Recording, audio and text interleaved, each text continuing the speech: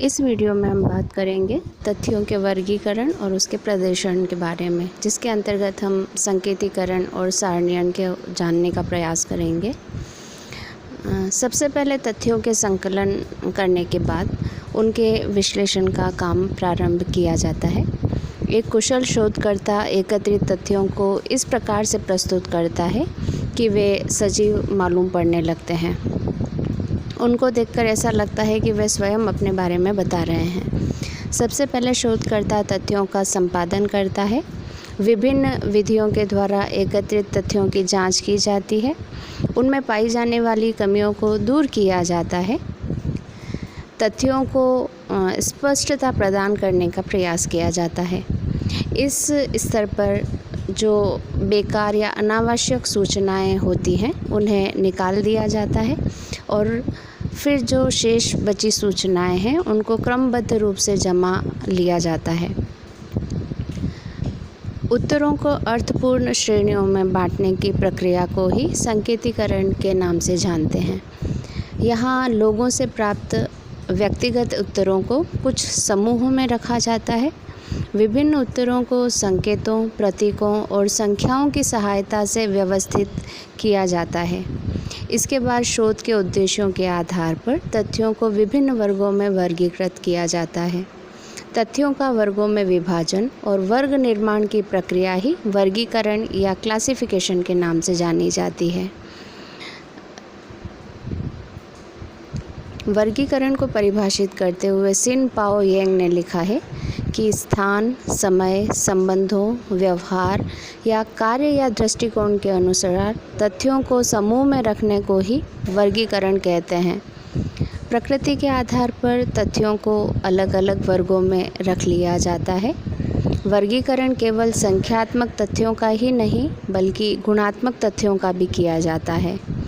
इस तरह वर्गीकरण के आधार पर विभिन्न घटनाओं, दशाओं तथा अवस्थाओं की तुलना की जाती है और उनके सहसंबंधों का पता लगाने का प्रयास किया जाता है। इसके बाद सारणीकरण या टेबुलेशन का कार्य किया जाता है। इसमें वर्गीकृत तथ्यों को संक्षिप्त रूप प्रदान करने के लिए संख्यात्मक सारणियों का निर्माण किया जाता है। ऐसा करने से वर्गीकृत तथ्य अधिक अर्थपूर्ण और स्पष्ट हो जाते हैं। ऐसे सूक्ष्म, स्पष्ट और तुलना योग्य तथ्यों के आधार पर ही वैज्ञानिक निष्कर्ष निकालना और नियमों का प्रतिपादन करना संभव हो पाता है। यहाँ यह ध्यान रखा जाता है या यह ध्यान रखना आवश्यक होता है कि वैज्ञानिक निष्कर्षों की प्राप्ति के लिए सारणीकरण के कार्य को काफ़ी सावधानी से संपन्न करना चाहिए। तथ्यों के संकलन, संपादन, वर्गीकरण तथा सारणीकरण के बाद समाज वैज्ञानिक उनके विश्लेषण और विवेचन की तरफ आगे बढ़ते हैं। विश्लेषण और निर्वचन के आधार पर ही वेद सामान्यीकरण किया जाता है, नियमों का प्रतिपादन किया जाता है, उपकल्पनाओं की सत्यता की जांच की जाती है और वैज्ञानिक निष्कर्ष निकाले जाते हैं। के संकेतीकरण, सारणीकरण और विश्लेषण के लिए कुछ पूर्व दशाओं का होना आवश्यक है। वैसे तो तथ्यों का संकेतीकरण, सारणीकरण या संपूर्ण रूप में विश्लेषण एक वैज्ञानिक प्रक्रिया है, लेकिन इसकी सफलता के लिए अनुसंधानकर्ता में कुछ विशेष गुणों का होना आवश्यक होता है। एक अनुसंधानकर्ता उसी समय तथ्यों का संकेतीकरण, सारणीकरण व्यवस्थित ढंग से विश्लेषण कर पाता है जब वह कुछ पूर्व दशाओं या शर्तों को पूरा करता है। इसके लिए पहली जो शर्त है वह यह कि तथ्यों के बारे में उसे पूर्ण जानकारी होना आवश्यक है। तथ्यों के संकेतीकरण, सारणीकरण और सही विश्लेषण के लिए यह ज़रूरी है कि विश्लेषणकर्ता को उन तथ्यों का पूर्ण और व्यवस्थित ज्ञान हो जिनका उसे संकेतीकरण, सारणीकरण और विश्लेषण करना है। तथ्यों के आधार पर प्राप्त तथ्य इतने अधिक बिखरे हुए होते हैं कि अध्ययनकर्ता के लिए विभिन्न गुणों वाले तथ्यों का संकेतीकरण, सारणीकरण, वर्गीकरण और विश्लेषण करना कठिन हो जाता है। इसके लिए आवश्यक है कि विश्लेषणकर्ता स्वयं विभिन्न गुणों वाले तथ्यों के प्रति जागरूक हो। दूसरी आवश्यकता यह होती है कि घटनाओं के प्रति विशेष अंतर्दृष्टि अध्ययनकर्ता में हो। अनुसंधानकर्ता तथ्य संकलन के समय स्वयं भी कई घटनाओं का अवलोकन करता है। यदि अवलोकित घटनाओं या परिस्थितियों के संबंध में अनुसंधानकर्ता की अंतर्दृष्टि स्पष्ट और सूक्ष्म है तो वह उसकी सहायता से वैज्ञानिक ढंग से तथ्यों का संकेतीकरण, सारणीयन, वर्गीकरण और विश्लेषण करने में सफल हो सकेगा, नहीं तो नहीं हो पाएगा। तीसरी आवश्यकता होती है बौद्धिक ईमानदारी और अनुभव की। तथ्यों के संकेतीकरण, सारणीयन और व्यवस्थित विश्लेषण के लिए वैज्ञानिक कार्यविधि का सहारा लिया जाता है, लेकिन साथ ही अनुसंधानकर्ता में बौद्धिक ईमानदारी का होना भी आवश्यक होता है। इसके अभाव में वह तथ्यों का विश्लेषण जो है वह वैज्ञानिक नियमों की उपेक्षा करके कर सकता है। बौद्धिक ईमानदारी के कारण अध्ययन में वैयक्तिकता आने की संभावना काफ़ी कम हो जाती है। एक और आवश्यकता जो होती है वह है वैयक्तिक पक्षपात से स्वतंत्र होना। अनुसंधानकर्ता को इस बात की विशेष सावधानी रखनी होगी कि किसी भी दशा में तथ्यों के संकेतीकरण, सारणीयन और विश्लेषण में बायस्ड या वैयक्तिक पक्षपात का समावेश नहीं हो। यह कार्य वैसे तो काफ़ी कठिन है, लेकिन तथ्यों के विश्लेषण की संपूर्ण प्रक्रिया में प्रत्येक स्तर पर सतर्क रहने से वैयक्तिक पक्षपात की संभावना को काफ़ी कुछ कम किया जा सकता है। और चीज़ जो अनुसंधानकर्ता के लिए आवश्यक है वह है आलोचनात्मक कल्पना शक्ति का होना। अनुसंधानकर्ता या विश्लेषणकर्ता तथ्यों के संकलन के बाद उनके बीच पाए जाने वाले सह संबंधों को भी ज्ञात करता है। इसके लिए उसमें आलोचनात्मक कल्पना शक्ति का होना आवश्यक है। आलोचनात्मक कल्पना शक्ति होने पर ही विभिन्न तथ्यों के पारस्परिक संबंधों को ज्ञात करके उनका आलोचनात्मक परीक्षण किया जा सकता है। इस तरह यदि अनुसंधानकर्ता या विश्लेषणकर्ता में ये सभी गुण हैं तो व्यवस्थित संकेतीकरण, सारणीयन और विश्लेषण के आधार पर वैज्ञानिक सामान्यीकरणों को प्राप्त करने की संभावना काफ़ी बढ़ जाती है। इन तथ्यों के विश्लेषण के भी कुछ चरण हैं। वैज्ञानिक विधि से तथ्यों का विश्लेषण करने के लिए अनुसंधानकर्ता के लिए कई चरणों से गुजरना आवश्यक होता है।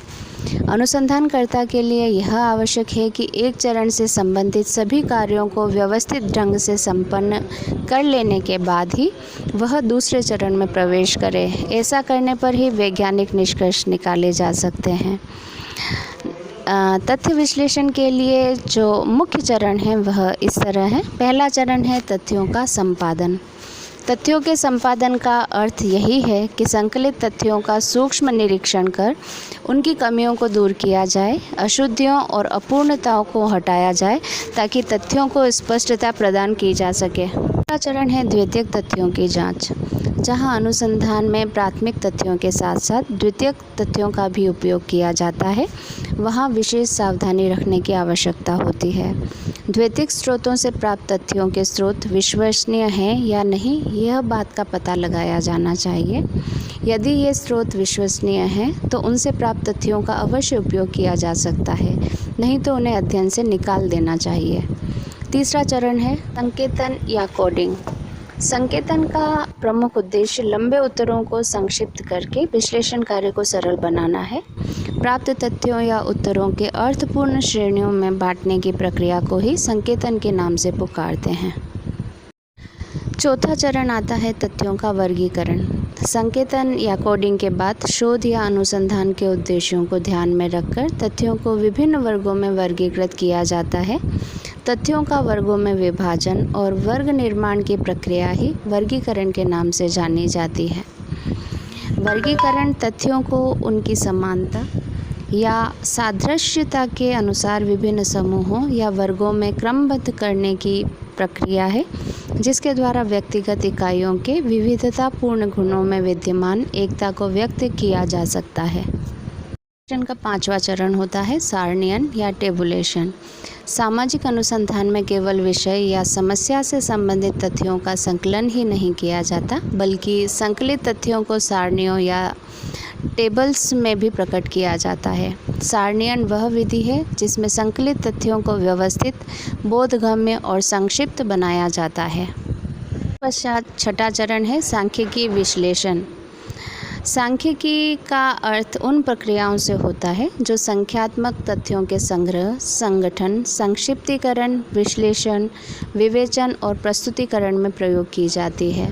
आज सामाजिक विज्ञानों में सांख्यिकी का प्रयोग और महत्व प्रतिदिन बढ़ता जा रहा है। 7वां चरण है कार्य कारण संबंधों का विश्लेषण। तथ्य विश्लेषण के अंतर्गत वैयक्तिक और सामाजिक समस्याओं के संबंध में एक प्रमुख कठिनाई कार्य कारण संबंधों का पता लगाने की होती है। इसमें 8वां चरण होता है चित्रमय प्रदर्शन या डायग्रामेटिक रिप्रेजेंटेशन। तथ्यों के निष्कर्षों को सरल, आकर्षक और तुलना की दृष्टि से बोधगम्य बनाने के लिए आवश्यक है कि संख्याओं को चित्रों के माध्यम से प्रदर्शित किया जाए।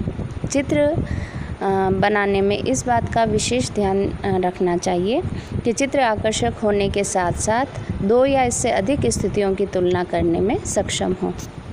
फिर अगला चरण आता है निर्वचन का। तथ्यों के विश्लेषण का एक प्रमुख चरण निर्वचन है। यह सामाजिक अनुसंधान का बहुत ही महत्वपूर्ण भाग है। निर्वचन की प्रक्रिया प्राप्त तथ्यों के आधार पर परिणाम निकालने से संबंधित होती है।